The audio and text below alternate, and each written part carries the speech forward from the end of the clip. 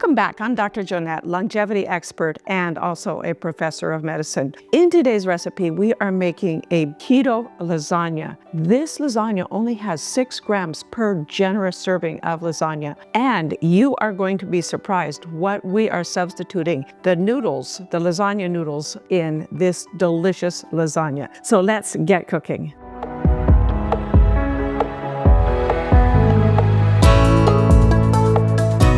Today's recipe serves a total of 4 generous pieces. And to get started, I actually pre-made the sauce. When you get ready to make this lasagna, just purchase a jar, or you need about 4 cups of marinara sauce, and brown up a half a package of sausage, drain off the extra sausage or beef or a combination of both of them, about a half a pound total, and add that to your marinara sauce. Let it simmer a little bit and you'll have a delicious meat sauce for your recipe. This is cooled. You can use it warm, and the other thing you're going to do is take your 10 ounces of spinach, chop it up, and steam it in the microwave or on the stove. So to get started, I have here 8 ounces of ricotta cheese, and to that ricotta, I am going to add an egg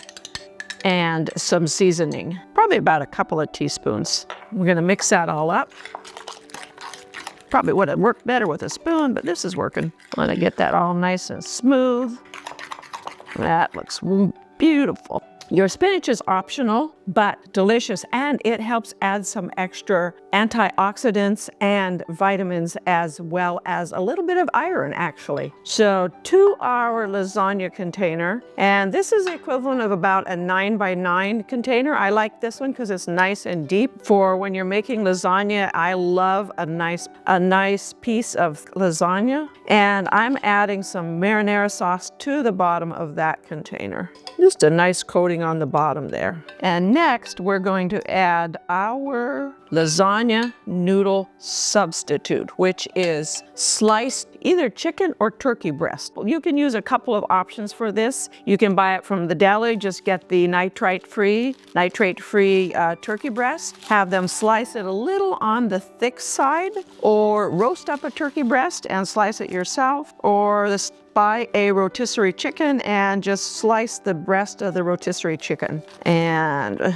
we're gonna just layer that in. And I want just a little bit more. And that's our first layer of lasagna noodle substitute. To that, I'm gonna go ahead and add some ricotta cheese. And I like to kind of alternate the ricotta cheese, just spoonfuls of the ricotta. You wanna use probably about a third of the cheese for this, because we're gonna have 3 cheese layers. And then in between the ricotta, I like to add a little bit of sour cream or yogurt, whichever your favorite choice is. Total amount is about a half a cup here. A little bit more there and a little over there. And next, some of this spinach. Spinach is optional. If you don't like spinach in your lasagna, you can skip the spinach. I like that extra nutrition that it adds, some extra fiber. Fiber is always great for helping keep our blood sugar stable, and also for keeping our gut's microbiome happy and healthy. And when our gut's microbiome is happy and healthy, then it's going to keep us happy and healthy. And now I'm adding some more sauce. Just layer that in.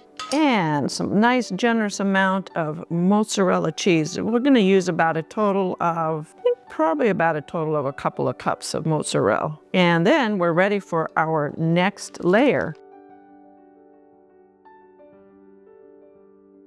And we're going to repeat. I think we're only going to do 2 layers of the ricotta and the sour cream here. They could have probably put a little more on that bottom layer, but we'll just be generous on the top layer. And the rest of our sour cream, little spinach, kind of squeeze some of that extra moisture out. You don't want a lot of extra moisture in it. That looks pretty good. And some more sauce. Looks like we'll probably have a little extra sauce. We'll see. More cheese. We're almost filled up there, but we got one more layer of that delicious turkey breast. On top of this layer though, we're only gonna put a little bit of marinara, just a thin layer of that marinara. And lastly, we're gonna top it with a little more cheese and also with parmesan, probably about 1/4 cup of parmesan. And I've preheated my oven to 350 and it's going right in that oven.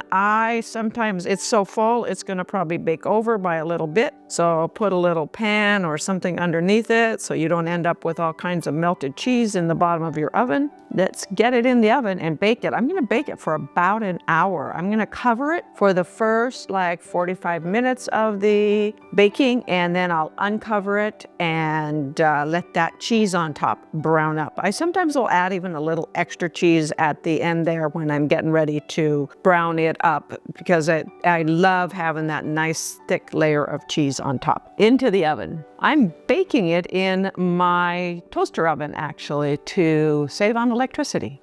There you have it, a delicious keto lasagna. Let's give it a try. I've made a nice little salad to go with it here, and I'm gonna get a little piece of it cut. It's been cooling now for about 20-30 minutes. Looks amazing.